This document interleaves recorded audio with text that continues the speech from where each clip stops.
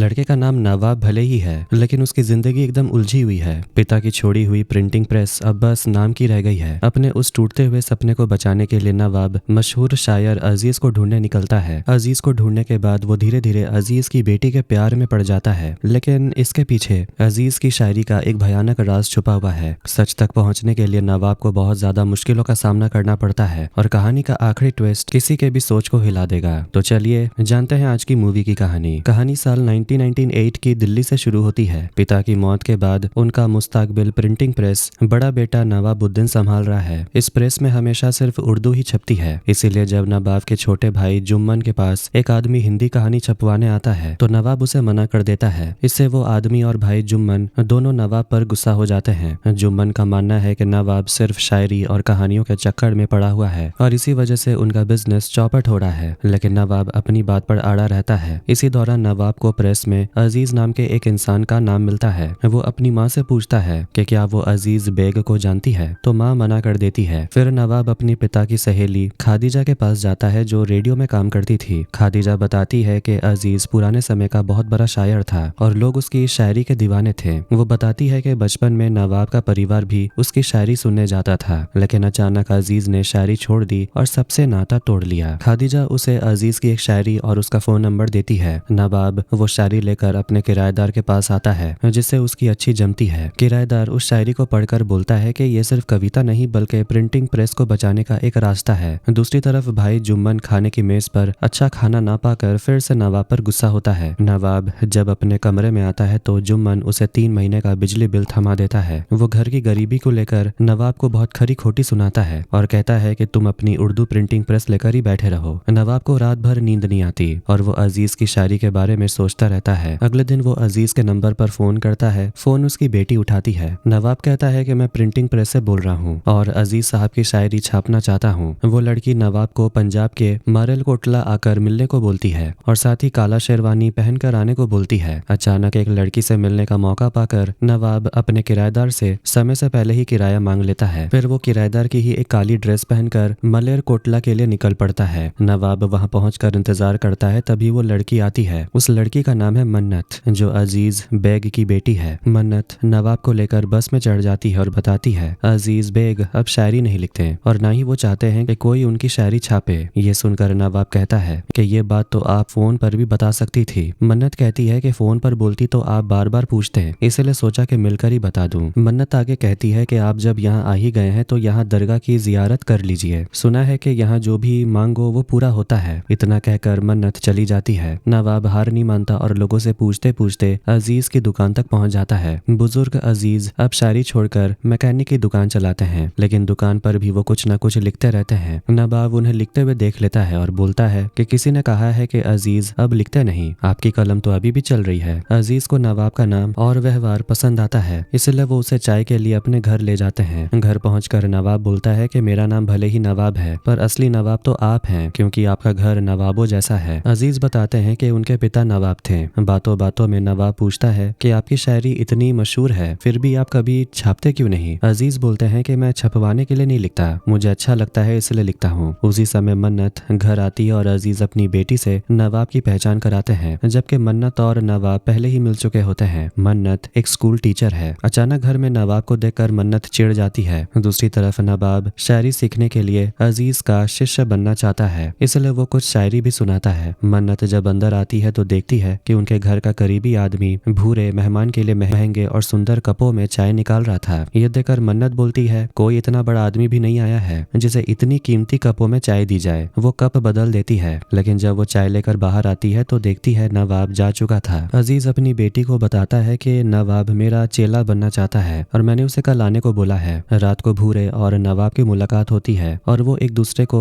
जान जाते हैं। जब नवाब रहने की जगह ढूंढता है तो भूरे उसे एक लॉज में ले जाता है। अगले दिन अजीज अपनी बेटी मन्नत को बताता है कि अमृतसर के एक स्कूल में तुम्हारी नौकरी लग गई है और वहाँ 4000 सैलरी भी मिलेगी। मन्नत पूछती है कि अगर मैं चली गई तो आप यहाँ अकेले रह पाएंगे। पिता अपनी हाथ की रेखा दिखाते हुए बोलते हैं कि मेरा वक्त अब खत्म होने वाला है, तुम अपने लिए किसी को ढूंढ लो। मन्नत बोलती है पहले भी तो मैंने अपनी पसंद का इंसान चुना था, लेकिन वो भी साथ नहीं रहा। मन्नत के इस बात से पता चलता है कि उसकी पहले भी शादी हो चुकी थी। सुबह नवाब अपने भाई को फोन करता है। 2 दिन बाद फोन आने पर जुम्मन कहता है, क्या कोई नया मिल गया है क्या वहाँ जो घर की याद ही नहीं आती। नवाब बताता है कि उसे अजीज मिल गए और वो बहुत बड़ा शायर है, उनके साथ रहकर वो शायरी सीखेगा जिससे उनकी जिंदगी बदल जाएगी। रात को जब नवाब दरगाह जाता है तो वहाँ मन्नत भी मिल जाती है। नवाब उससे कहता है, आपने तो कहा था कि आपके पिता अब लिखते नहीं, लेकिन मैंने देखा कि वो आज भी बहुत शायरी लिखते हैं। मन्नत कहती है कि पिता लिखते जरूर हैं पर छपवाते नहीं, आपके जैसे लोग बहुत पहले आ चुके हैं और मेरे पिता का फायदा उठाते हैं, मुझे पता है आप भी वही करेंगे। नवाब कहता है, नहीं मैं वैसा नहीं हूँ। अब तक नवाब को मन्नत का नाम नहीं पता था, इसीलिए वो उससे उसका नाम पूछता है। पास में खड़े एक आदमी ने जब मन्नत को मिनी कहकर बुलाया तो नवाब ने पूछा, क्या आपका नाम मिनी है। मन्नत ने बताया कि उसका निक नेम मिनी है, लेकिन असली नाम मन्नत अली बेग है। इसके बाद जब नवाब अपने उस्ताद अजीज के पास पहुंचता है तो अजीज ने उसे टोका कि तुम समय के पाबंद नहीं हो। फिर उन्होंने नवाब के हाथ में एक उर्दू डायरी थमा दी। नवाब उस डायरी लेकर अपने लॉज वापस आ गया और पढ़ने लगा। जब लॉज की बुजुर्ग मालकिन ने उसे देखा और कहा,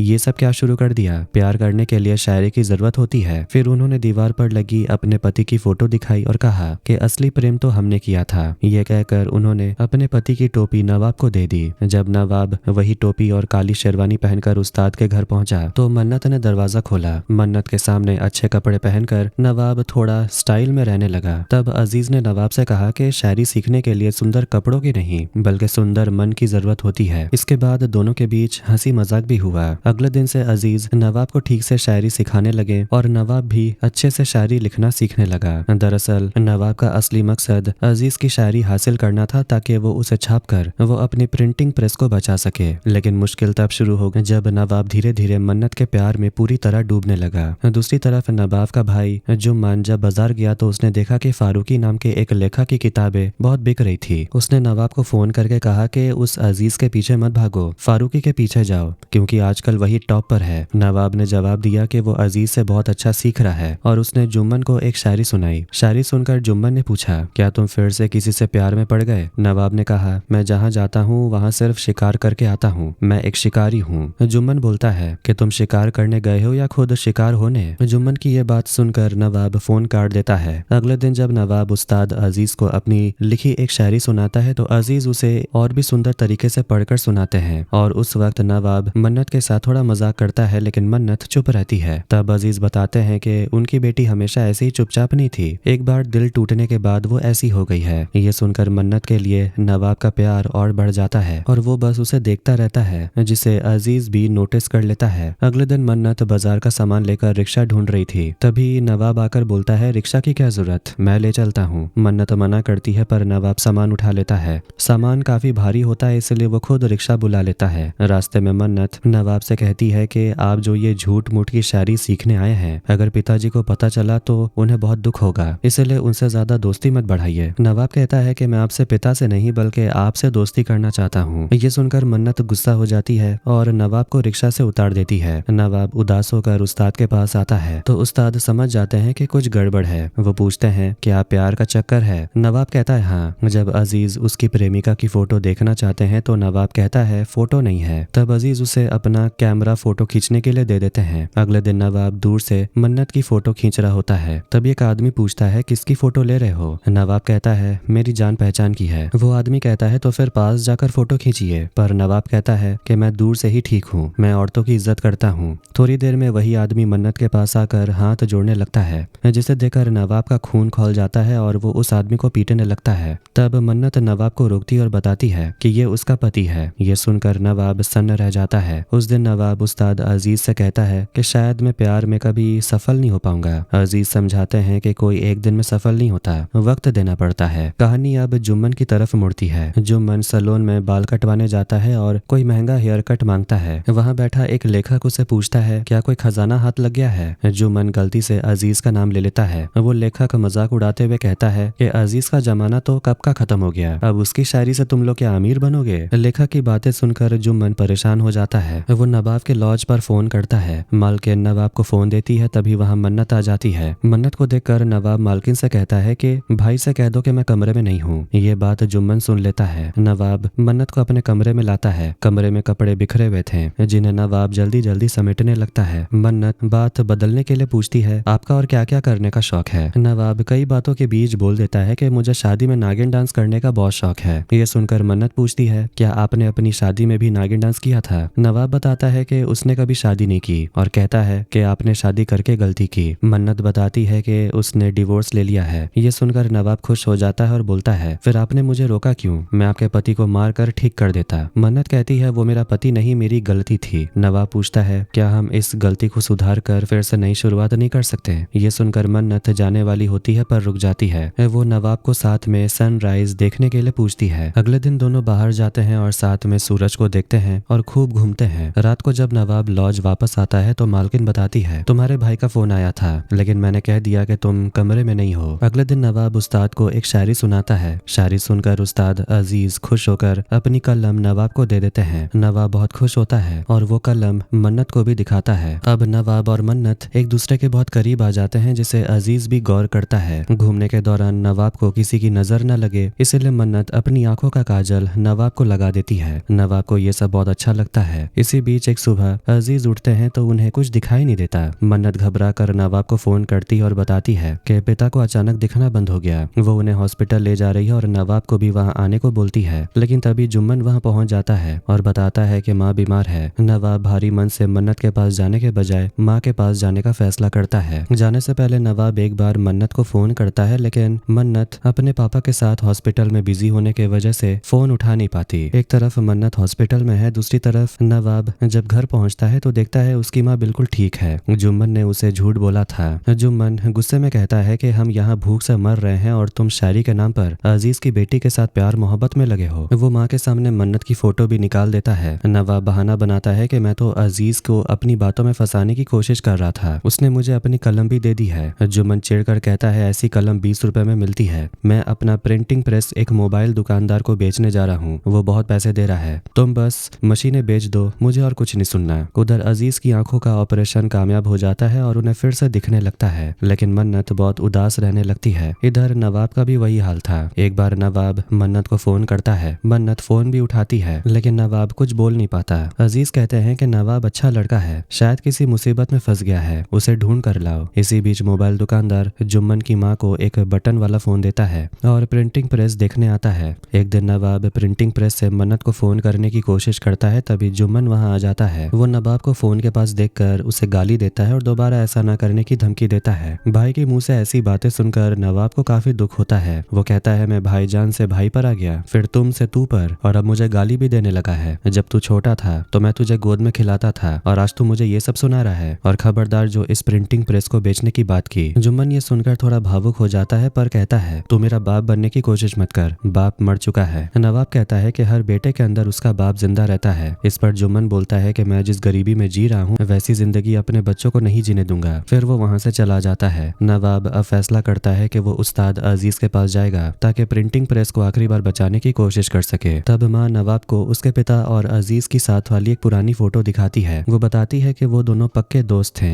अजीज हर शो में तुम्हारे पिता और अजीज की गर्लफ्रेंड अमृता जाते थे। अजीज अपनी हर शायरी पहले तुम्हारे पिता को दिखाते थे। दोनों ने मिलकर शायरी की किताब लिखने का प्लान भी बनाया था, लेकिन अमृता प्रेग्नेंट थी और एक दिन वो बहुत बीमार हो गई। उसका इलाज का सारा खर्च तुम्हारे पिता ने उठाया था, लेकिन इसके बाद अजीज अचानक कहीं गायब हो गया। तुम्हारे पिता प्रिंटिंग प्रेस में दिन रात अजीज का इंतजार करते रहे पर वो कभी नहीं आया। आखिरकार अजीज के गम में एक दिन तुम्हारे पिता की प्रिंटिंग प्रेस में ही मौत हो गई। माँ से पिता और अजीज की दोस्ती की कहानी सुनकर नवाब बोलता है, मैं अपनी पूरी जान लगा दूंगा प्रेस को बचाने के लिए और अजीज की शायरी को दुनिया के सामने लाऊंगा। ये कहकर वो निकल जाता है और सीधा अजीज की दुकान पर पहुंचता है। अजीज नवाब को दोबारा पाकर काफी खुश होते हैं और बोलते हैं, दोस्त ऐसे गायब मत हुआ करो, दुख होता है। नवाब शायरी सुनाकर उनका मूड ठीक कर देता है और फिर वो घर आ जाते हैं। दूसरी तरफ नवाब के फिर से चले जाने पर जुम्मन माँ पर गुस्सा करता है और बोलता है, वो किसी शायरी वारी के पीछे नहीं गया, वो असल में उस लड़की के पीछे गया है। आज के बाद इस घर में उसका नाम कोई नहीं लेगा। उधर अजीज के घर पहुंचने पर भूरे नवाब को बताता है कि तुम हमें याद करते थे या नहीं पता नहीं, पर हम तीनों ने तुम्हें बहुत याद किया। नवाब बताता है कि उसे प्यार हो गया है। जब मन्नत सामने आती है तो नवाब चुप हो जाता है। फिर दोनों अकेले में बातें करते हैं। मन्नत पूछती है, तुम अकेले क्यों चले गए थे? भाई ने आकर यहाँ हंगामा कर दिया था। मन्नत फिर से पूछती है, अब तुम वापस क्यों आए हो? नवाब जवाब देता है, तुम्हारे लिए। इसके बाद मन्नत कहती है, उसके पिता हर किसी को पसंद नहीं करते, तुम्हारे अंदर यकीनन उन्होंने कुछ देखा है तभी तुम्हें पसंद करते हैं। वो आगे कहती है, जब पहली बार तुमसे फोन पर बात हुई थी तभी मुझे लग गया था कि तुम अच्छे इंसान हो। नवाब पूछता है, तो फिर बस में पहली बार मुझसे वैसी बात क्यों नहीं की थी? थी। मन्नत हंसकर कहती है, इम्तिहान तो लेना ही था।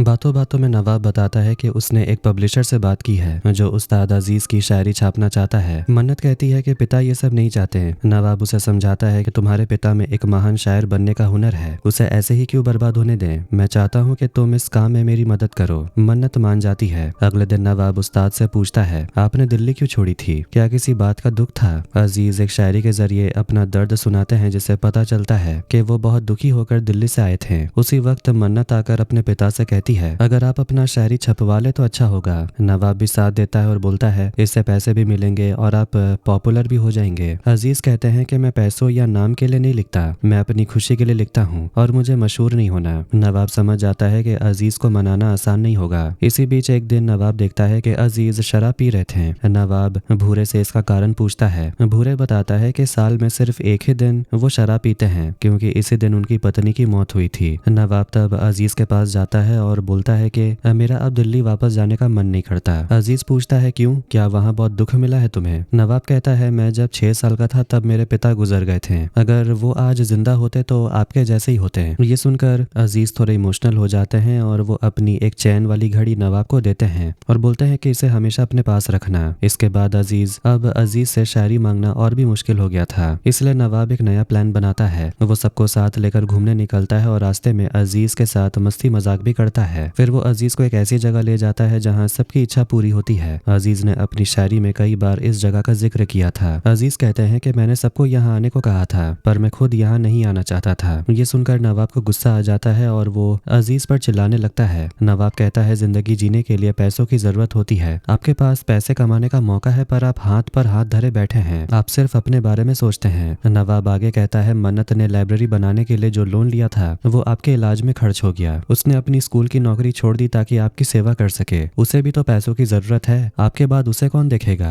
भूरे की भी गर्लफ्रेंड है, लेकिन वो आपको छोड़कर नहीं जाना चाहता। इन सब की जिम्मेदारी आप पर है। इतना सब कहने के बाद नवाब भूरे से कहता है, अजीज से कुछ नहीं होने वाला। इनकी शायरी के पीछे घूमते घूमते मेरी जेब भी खाली हो गई है। मेरा एक प्रिंटिंग प्रेस है, वो भी बंद होने वाला है। नवाब के कहे अनुसार भूरे अजीज को गले लगाकर बोलता है, आपने मुझे बचपन से पाला पोसा है, लेकिन मेरे भविष्य का क्या होगा आपने कभी नहीं सोचा। अजीज को ये सब बोलने के बाद भूरे को बुरा लगता है और वो रोते हुए बोलता है कि अब वो कभी अजीज के सामने नहीं जा पाएगा। दूसरी तरफ अजीज अब अपनी बेटी मन्नत को सब कुछ सच बता देता है। वो बताते हैं कि मैं अपनी सारी शायरी सिर्फ अमृता के लिए लिखता था। स्टेज पर खड़े होकर मैं उसे ही शायरी सुनाता था। हमारा बहुत गहरा प्यार था, लेकिन मैंने उसे धोखा दिया। एक दिन मैं किसी दूसरी औरत के करीब था और अमृता ने मुझे देख लिया। अजीज आगे बताता है, धोखा मिलने के बाद अमृता ने प्रेग्नेंट हालत में ही खुद को खत्म कर लिया। अपनी मौत से पहले वो तुम्हें मेरे पास छोड़ गई। मैं ये सब बर्दाश्त नहीं कर पाया और तुम्हें लेकर वहां से भाग आया। इसके बाद मैंने जो कुछ भी लिखा वो अमृता से माफी मांगने के लिए लिखा। ये मेरी शायरी नहीं बल्कि मेरा माफी नामा है। शायद मरने के बाद भी मुझे माफी ना मिले। अब तुम ही बताओ कि मैं इसे कैसे छपवाऊं। नवाब छुप कर ये सारी बातें सुन लेता है और सन्न रह जाता है। उसे अब समझ आता है कि अजीज क्यों उसके पिता को छोड़कर भाग गया था। सच जानने के बाद नवाब अब शायरी के पीछे भागना छोड़ देता है और वहां से जाने लगता है। मन्नत ये देखकर अजीज को बताती है कि नवाब फिर से चला गया। नवाब सुध बुध खोकर सड़क पर चल रहा था और उसका एक्सीडेंट हो जाता है। एक भला आदमी उसे बचाकर उसकी सेवा करता है और नवाब ठीक भी हो जाता है। इसी बीच एक दिन अजीज का इंतकाल हो जाता है। जब नवाब पूरी तरह ठीक होकर वापस अजीज के घर आता है तो मन्नत बताती है, तुम्हें आने में बहुत देर हो गई। पिता अब इस दुनिया में नहीं रहे, लेकिन वो अब अपनी सारी चीजें तुम्हारे नाम कर गए हैं। नवाब बिना कुछ बोले सामान ले लेता है। मन्नत गुस्से में बोलती है कि तुम हमेशा से इन्हीं चीजों के पीछे थे, तुमने मुझसे कभी प्यार ही नहीं किया ना। नवाब खामोशी से अपने घर दिल्ली लौट आता है। घर आकर वो अजीज के सामान में एक सीडी देखता है जिसे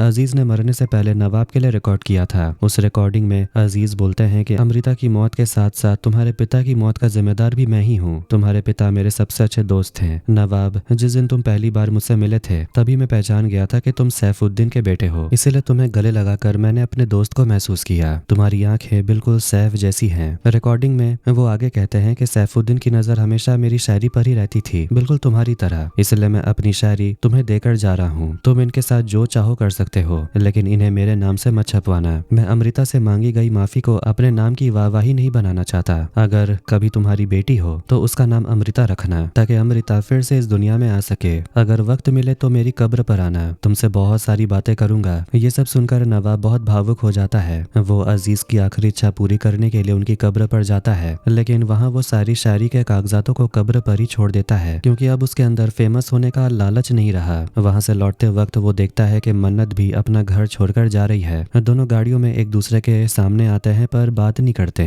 इसके बाद कहानी में 3 साल बीत जाते हैं। नवाब ने अब एक रेलवे स्टेशन पर अपनी एक लाइब्रेरी खोल ली है। वहाँ वो लोगों को शायरी सुनाता है। लोगों से पूछते हैं, आप ये शायरी छपवाते क्यों नहीं? नवाब कहता है, सही वक्त आने पर छपवाऊंगा। तभी ट्रेन चलने लगती है और नवाब की नजर ट्रेन के अंदर बैठी मन्नत पर पड़ती है। उसे देखकर नवाब चलती ट्रेन में चढ़ जाता है और मन्नत के पास आकर बैठता है और मन्नत के पास जाकर बोलता है, मैं तुम्हारी तरफ दौड़कर आ रहा था, ये देखकर भी तुमने ट्रेन की चेन क्यों नहीं खींची? मन्नत जवाब देती है, तुमने तो मुझे आज देखा है, पर मैं पिछले 3 साल से रोज यहीं से गुजरती हूँ। मैं हर बार तुम्हें देखती हूँ पर तुमने मुझे एक बार भी नहीं देखा। ये सुनकर नवाब कहता है, अब मैं कहीं नहीं जा रहा हूँ। इसके बाद दोनों एक दूसरे को गले लगाते हैं और यहीं पर यह फिल्म खत्म होती है। सच तो यह है कि प्यार करने वालों को धोखा देने के बाद ही हमें समझ आता है कि हमने कितनी बड़ी गलती की है। इसके बाद पूरी जिंदगी उस गलती का पछतावा करना पड़ता है। कभी कभी यह पछतावा एक जीवन में खत्म हो जाता है, पर कभी कभी पूरी उम्र भी कम पड़ जाती है। इसीलिए कभी अपने प्यार को धोखा ना दे। फिलहाल ये वीडियो यहीं पर एंड करते हैं। वीडियो कैसा लगा कमेंट करके जरूर बताएं। वीडियो पसंद आया वीडियो को लाइक कर दे, चैनल को भी सब्सक्राइब कर दें। मिलता है नेक्स्ट वीडियो में। Take care.